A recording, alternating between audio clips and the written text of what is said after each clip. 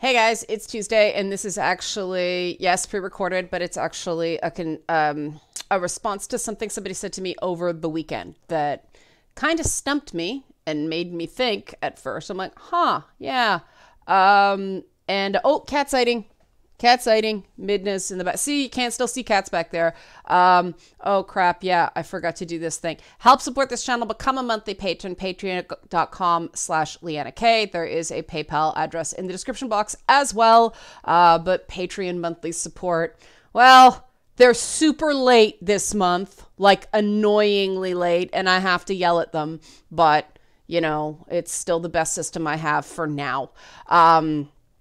But the person who messaged me basically said, thank you for being a role model for women that isn't centered in victimhood. How do we get away from this victimhood narrative regarding women, notably women in technology and women in science, women in STEM, all that stuff? And I'm like, huh. This requires thought. And it started as a sort of 3-point plan and then expanded into a 5-point plan. And I really realized that didn't even cover it. But I'm going to start with 5 points. It's a way to get started. I wrote them down.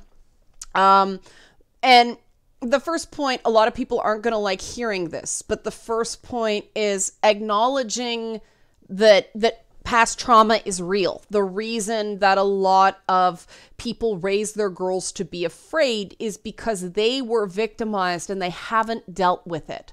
And so they go into this protective crouch and they don't actually think logically about things. They just want to stop their kids from getting hurt. And why we don't similarly protect our boys, I'm not entirely sure. And I'm not sure we're doing our girls favors. More on that later. But people have to work through their own traumas in order to come at things from a place where they're no longer afraid. I speak from experience. I've talked about working through PTSD myself, and that's not easy. It's actually impossible when you're surrounded by a whole bunch of people that act like something never happened just because it's easier for them. And that sounds insane. How can people just deny something happened to someone? Well, a lot of these assaults happen in private, or they happen when people's backs are turned. Serial predators are very, very good at taking their moments. They have almost this sixth sense regarding when no one's looking. They also prey on people who, either are easy to exploit for socioeconomic reasons, or that they think people won't believe. And that's why the whole believe women thing became a talking point. Unfortunately, other professional predators exploited that to their own gain, and it kind of got wrecked. But it is very important to recognize that the fear is real, and it's usually based on real things. It's not all just the boogeyman. And it's really important to recognize that it was not that long ago that women were not allowed to talk about things. I think men still aren't really given social permission to talk about this stuff. We're getting there, but we're not there yet. And so it is important that people are able to talk about what happened to them and not be told it's all in their head, not be told they're just making a big deal out of nothing. That's super important. The second part is sort of connected to that. And I'll warn you now, 3 and 2, I'm not sure which one should go first. They kind of stand side by side. So I'm going to read them at the same time so people don't just get triggered. And 2 and 3 are fixed systems that promote silence and include men. And that's, I think you can understand why I'm not sure which should go first, because they are interconnected. Because I just said I don't think men still have social permission to talk about some of this stuff. Part of the problem is that sexual harassment, sexual assault, sexual intimidation is seen as something that happens to women, that men are the perpetrators and women are the victims, and that makes it really difficult for men to talk, precisely like I said before, because it's something that either doesn't happen to them or isn't supposed to happen to them. That promotes a culture of silence. Too many systems still promote a culture of silence, even ones that claim to be woke. The first reaction someone has when they say something is, oh, you must just be mistaken, or, oh, it couldn't have happened that way, or you're just making too big a deal about it. Don't be a whiner, all that stuff. And a lot of people, because they're trained not to complain, just, it eats them alive instead of, people taking it seriously and continuing the discussion or escalating it. I'm a big fan of systems that promote something called restorative justice, meaning you get two people in a room with someone who's trained in moderation and you work shit out. And there's a lot of different ways to do that, but basically they are systems where no one has to lose their job unless it's a very extreme circumstance where all else fails and the behavior stops. It's not a system where people are made example of. It's not a system where, it's an us versus them mentality. Any misunderstandings that are part of it are worked out, but that doesn't mean it's dismissed as a misunderstanding. People have to end up feeling validated. It actually, instead of just creating more victims, it actually allows people to heal. And it encourages a healthy collaborative workplace, which in video games that are an inherently collaborative medium, all sciences should be collaborative. Unfortunately, in a lot of places there aren't because of the, competition for, your name on the discovery. It's kind of gross. But a lot of systems that claim to take a strong stance against, workplace harassment, places like Google, places like Facebook, more and more, we're finding out that they just want to shut people down. They want to shut people up. They are predominantly concerned about their own PR, not actually that their employees are happy. There was a horrible thing that went around about an employee at Blizzard that, according to him, a female superior just determined that he must be misogynist because he's Mexican, and she just proceeded to make his life a living hell, and nobody did anything about it. The guy eventually had multiple breakdowns, had to leave the company because the woman ended up as his direct supervisor. Which, I look at that and went, man, that issue could have been solved by a manager willing to take the risk and sit them both down and find out what was going on and setting realistic expectations. And one of my realistic expectations would be, okay, why do you think he as an individual is sexist, not just because of his race? Okay, talk about him as an individual, not as a member of a group. Cut that out. That's not cool. But a lot of managers don't feel like they have sufficient training, and they also don't have the confidence because they're crapped on by the higher ups to do that. They're afraid of making a decision because any decision can be an unpopular one. And if you're working in a company that exists on a culture of fear, managers won't do that because they're too afraid of losing their job. And that culture of fear of the first time you hear you're doing something wrong is when you get fired.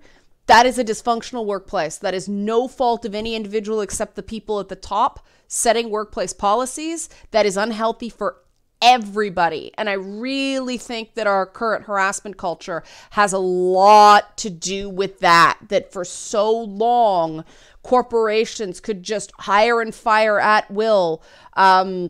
I don't think that it's any accident that these, promises to improve are coming with a tightening labor market. And that's where I come to, we need to include guys because it is a false binary to exclude men from these discussions. In order for people to feel like there's reason to support somebody else, they have to be supported too. Now, I know some people who have been educated in structures of oppression and everything like that have issues with this. I took those classes. I know what you're saying. I am a pragmatist. I am about what works. I don't give a crap about ideology in this case. The only way to bring everybody along as a team is to bring everybody along as a team. Nobody gets left behind. This is not optional. And I think too many guys are being left behind in these discussions. God knows a lot of them watch this channel. My God, I say again, what you guys share floors me. 'Cause I know how much harder it is for guys to share stories of abuse. We still don't collectively deal with it well at all because we treat especially sexualized abuse as a feminine problem. And that is wrong, that is wrong, that is wrong. So that's my third part. My fourth suggestion, and I've said this before, this shouldn't come as a surprise, create successful positive narratives. And I say successful positive narratives because they are out there, just nobody reads them. They're not sizzly. People don't hate read them. They don't blow up on forums. People don't get outraged, so they don't get elevated. And there are interesting ways to do stories of triumphs over adversity. I mean, a few bright lights in Hollywood are starting to do it. I mean, Hidden Figures, On the Basis of Sex. Of course, these are all stories that happened in the past, so we can make it rosy. Aaron Brockovich back in the day. Stories like that. We do need movies featuring female protagonists that isn't Nicole Kidman getting fugly and scowling a lot in a movie. That was a joke, but it is a joke with a point. There's too few stories about women that aren't horrendously cynical. I'm looking at you, Good Wife. The Good Fight, which is a streaming only show, is a much better show in terms of a feminist analysis than The Good Wife ever was. I don't know why people thought that show was feminist. It really wasn't. It was Juliana Margulies playing an emotionally stunted woman who never matured. And maybe that was the point, but oh my God, how disappointing. We need those stories of someone actually overcoming being the victim, in this case, of mass public humiliation, and overcoming it and becoming happy and successful, not an angry drunk who alienates everybody in her life. We do need that. Unfortunately, Hollywood considers these stories not interesting, so we get the rape or incest of the week of Game of Thrones, and that's considered groundbreaking television. We're still stuck. We do need successful, positive narratives, and part of that is mentorship. Too often in media, it's just to go back to Game of Thrones because a ton of people watch it. It's, Cersei Lannister versus Marjorie Tyrell. Nobody really wins in the end. Like, everybody loses. The idea of mentorship, either of women or by women, is complicated by a whole host of negative narratives, including, mentorship of women by men is creepy or inappropriate because now, some men are like, I wouldn't spend time with a woman. No way. So mentorship of women by men, way down. And that sucks because I wouldn't say I ever had like a clear mentor. I had to dope a lot of this out myself, but most of the people in positions to give me a chance, that would give me a chance, were men.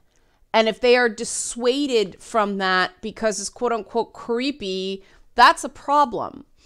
But also this idea that, unfortunately, one of the downsides of affirmative action, and I don't want to argue affirmative action right now, but one of the downsides of affirmative action, was that the women who are in positions of power now are terrified for their jobs because they think they only got it by being the token woman.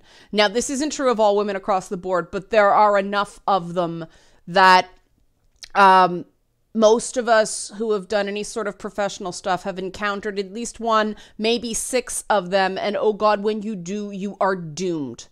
I know other great women who lifted up other women, and especially Canadian entertainment. You know, I won't name names because I don't know if they want me talking about them, but they got forced out for one reason or another, and now they don't have jobs. It is bullshit. It is garbage. It is not fair, but that shows the pipeline issue that they talk about female executives. They don't have the established connections to power structures to make that last. Now, I know a lot of guys who also aren't, you know, they don't have as much power over things as they once did, but on the whole, those male executives are doing a lot better than the women. The women who have hung on in Canada that I know of are the ones that, you know, will cut a bitch. They will sacrifice anybody else to save their own ass. That's the opposite of mentorship. Mentorship's super important. And in this era of distrust, it is being strangled. So that's really important. And finally, this is a little cheeky, but I didn't know how to put it. Forget be best. Forget the whole bullying is bad thing. Be brave. Be brave. And what does this mean? In life, you are going to encounter bullies. Some of you have been watching my stuff for a while, have seen me have to weather more than my fair share. Bullies will find every real and perceived flaw about you and use it to just wedge, to just bust you down. And you know what? They're going to be right sometimes. They're going to throw so many darts at you that one of them's going to hit the bullseye. It's going to be legitimate criticism just by accident. You have to be comfortable enough with your own flaws to weather that. To be able to say to yourself, yeah, I'm not perfect. I never claimed to be. That doesn't mean I should shut up and go away. And that is a lot harder than people think. It's a lot harder for very, very smart people, for systemized smart people who are sort of their defining benefit to society was that they get like 100% on almost everything. The type of person, haha, like me, when you only got 98% of a test or a report card or something like that, and your parents said, "Oh, what happened to the other 2 marks?" Yeah, that actually happened. That happened to me. And that does define you. That does make it harder for you to learn how to fail in public. And guys, please hear me out. It's even harder for women. And you helped me understand this. I did not, because I'd internalized so much of it, I did not understand how important that is until I started doing YouTube and you guys sort of accepted me warts and all. You'll notice my hair is not styled. I have this freaking crust on the corner of my mouth from when my face cracked in the cold. You may have seen that photo. But I'm wearing like a Marvel characters playing poker hoodie. And, you know, okay, I got makeup, but I'm hardly totally put together. I'm wearing sweats, no cleavage, you know. I don't know why I don't start wearing more cleavage on this channel. I don't know. I just never thought of it. I was afraid that people would get the wrong idea. But, yeah, I'm just sort of wearing scrubs. I joke about not wearing pants. More often than not, I am usually wearing pajama pants or yoga pants. Yoga pants are the best thing in the world. But, you know, and sometimes I don't wear pants. That is true.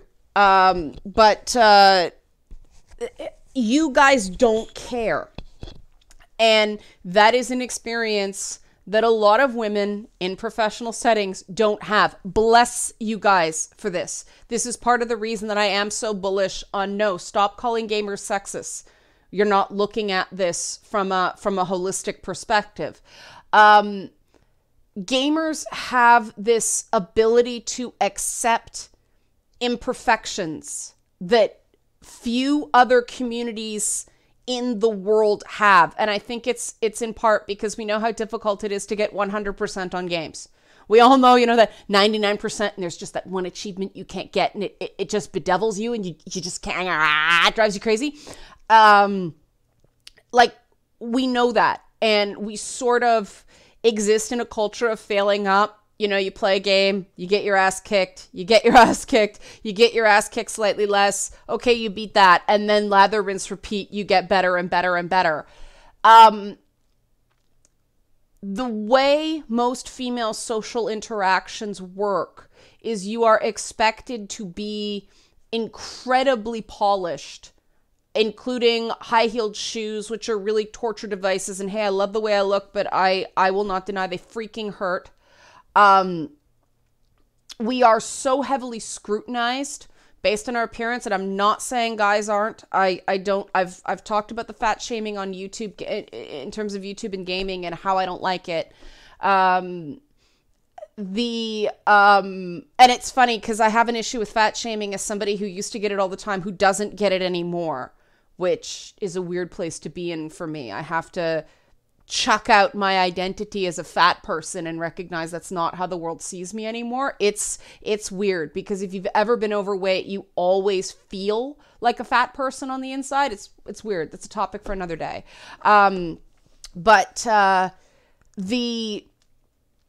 This accepting of imperfections in gaming is something I really wish more women could experience. The problem is the induction process into that is terrifying because it is so socialized male. It is so socialized in that, affectionate ribbing, that jabbing, that traditional masculinity that the APA shat all over. And it isn't something women understand because, traditional femininity is that culture of, oh no, you look great. And then you get up to go to the bathroom and you're not sure what they're whispering about, but it's not good. And that's why women don't tend to go to the bathroom alone, because at least if two of you go, they're cutting up both of you. It's not just you against everybody else. That's why women do it. And any woman who claims otherwise either goes to the bathroom alone and she's the one they're all talking about, or she's not aware of what's going on, or she's lying to you. Traditional femininity is catty. We are trained to be our own fierce form of competitiveness, focused on our appearance, our attractiveness, and we are still a little bit too defined by how appealing we are to other people. And this is sort of the exact opposite of what the gamer identity encourages. And it's the number one reason why I think I am more resilient than average, why I do actively reject over and over and over again any sort of victim narrative. Because I am a gamer, and because, when I like, even when I was a little kid, and this is going to sound weird, I remember my friend Vera Horseman and I, when we were, between 6 and 8 years old, something like that, Thundercats was on TV. And I remember playing Thundercats with Vera Horseman, and my mother would make me take my sister, who was a girly girl, still is. But I remember it's, I would be like, I'm going to be Lion-O, because red hair. And my friend Vera would be, I'm going to be Mumra. And then my sister would be, I want to be the princess. I'm like, there's no princess in Thundercats. But we had to make up a princess character so that my sister could be a princess. And we ended up like, okay, Mumra's going to kidnap you and then I'm going to save you. That's the narrative for princess. And I give Disney kudos for trying to make princesses do things, but unfortunately, princesses with jobs and things like that, nice try, but unfortunately we sort of accept princesses as inherently passive. Ask Meghan Markle and Kate, Princess Catherine, if their jobs are passive. They seem to have a lot of official duties. But I do think that this sort of conventionally accepted, beloved young female roles are seen as something you are, not something you do. And as a kid, I always saw myself as Mario, never Peach. I always saw myself as, Lion-O, not Chitara. I always was more about He-Man than She-Ra. And I mean, She-Ra sort of bridged that divide, right? Like, She-Ra did stuff. She was a princess of power. Still is. But you know, I always sort of identified with those male characters who did stuff and who got knocked down and had to get back up and recognize that they made mistakes. And unfortunately, in the new She-Ra, that's really much more Glimmer's role than Adora's, which frosted me. No, Frost is another character. Haha, accidental pun. This is what happens when I try not to swear. But I really do think that identity, and it was, let's face it, it came through video games and like 80s cartoons. But why did I like those action 80s cartoons? Because of Pac-Man and, you know, Bucka Bucka. That's what I called Pac-Man for people who haven't been watching for a while. And that fact that I identified at the age of 3, before these shows were on the air, with active protagonists. You know, the Avatar and Missile Command, Space Invaders. You were always stopping some sort of existential threat, or trying to, and having your ass handed to you. And I really think that changed my expectations for things. Failure sucks. Public humiliation sucks. But I kind of had that basis in doing it. I was not as dissuaded from things as other women. And I know that I don't have an infinite capacity for humiliation. It has overwhelmed me at times. Everybody has their weak spots. But I really do think seeing and hearing the reasons other women don't put themselves out there, they think that you have to be either crazy aggressive, which is not in them, or you have to be a hot mess like Lena Dunham and just be a constant experiment in public humiliation and, girl, what are you doing? Or, any woman that puts themselves out there, the backlash is swift and hard. I mean, look at Alexandria Ocasio-Cortez, AOC. Like, woman can't dance in a video in college. Woman can't wear an outfit without people having what to say about it. And as much as I think her policies are nuts, actually, she doesn't have policies. She has catchphrases. There's no policy attached to them. I take that back. Her policies are non-existent. She has catchphrases. But her ability to just soldier on while practically every right-wing mouthpiece out there is attacking her, I think that is cool. I just wish that there could be women out there who aren't that out on a limb that we could also respect. It's like a woman has to drive people so crazy, like Lena Dunham, like AOC, Hillary Clinton, Elizabeth Warren. They have to be these, everybody hates them, Nancy Pelosi. And it's hard to tell whether they get the attention because they are loathed, whether they are loathed because they get a spotlight, national attention, or is it sort of the self-perpetuating cycle?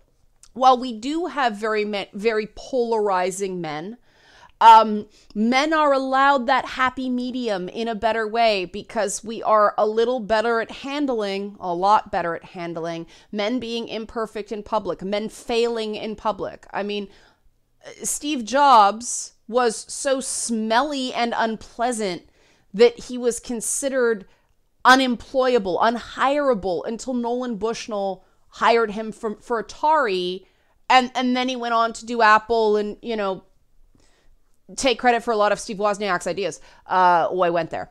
But women are dissuaded from being wrong, from making a mistake, from failing in public in a way that I don't think men can relate to. And this is really important because in order to really balance this stuff out, this needs to be better understood. And I admit I don't personally relate to it to the extent, but the bit that I am affected by it, I get it. I just don't get that.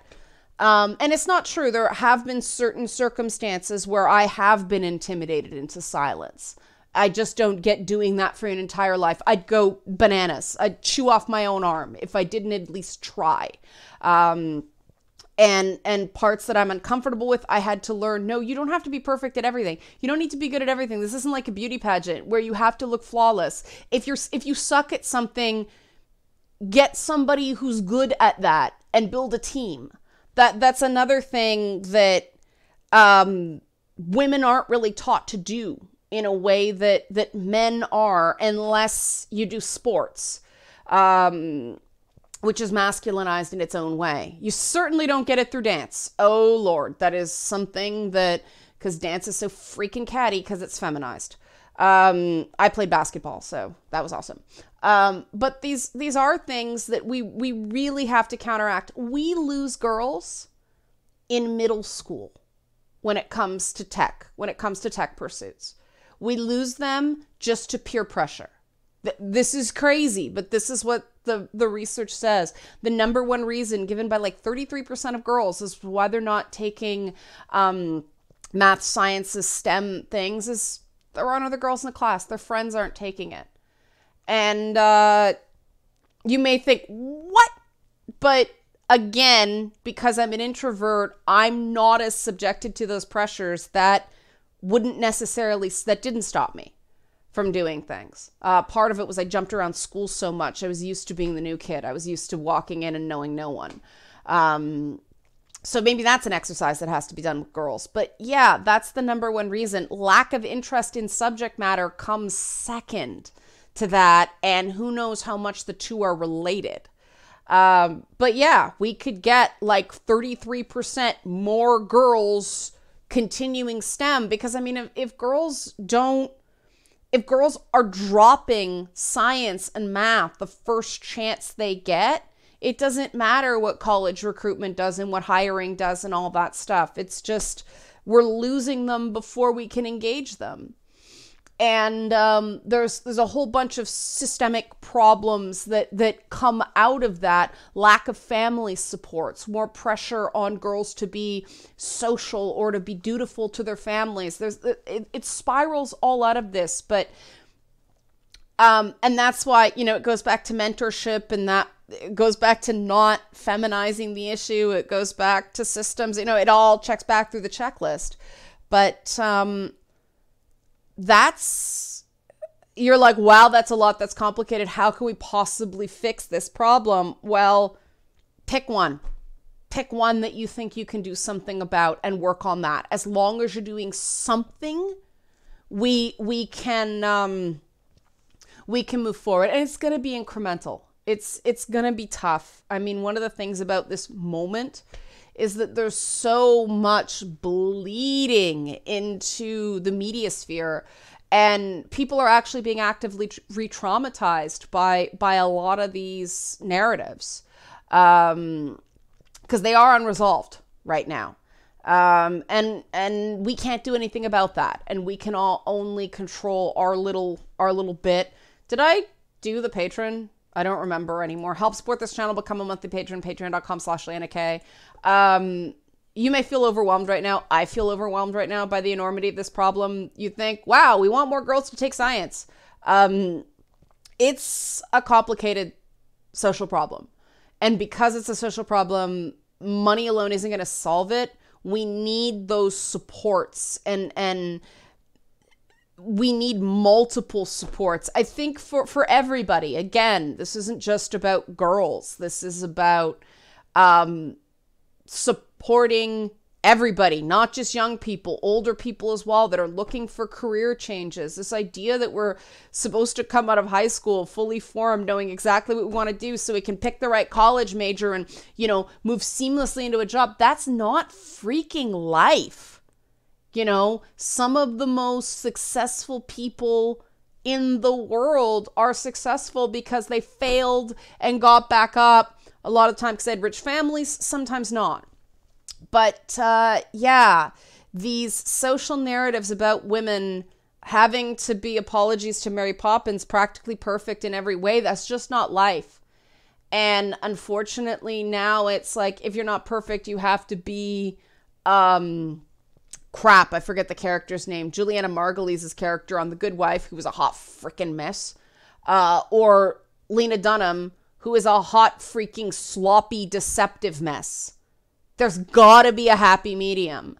And if we don't develop that happy medium, there's no role models, fictional or otherwise. Women just get sorted into these cartoonish extremes.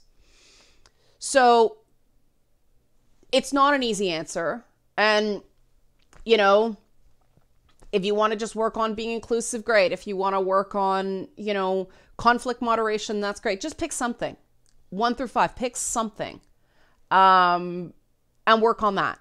Because if you do that, and don't do it for selfish reasons, don't go, I'm going to include men because I'm a guy, suck it. Don't game the system, smart people. I'm watching you. I'm watching you. Why am I winking the eye I'm watching you with? I'm watching you with this eye. No, I'm just kidding around now. Okay, thanks for watching.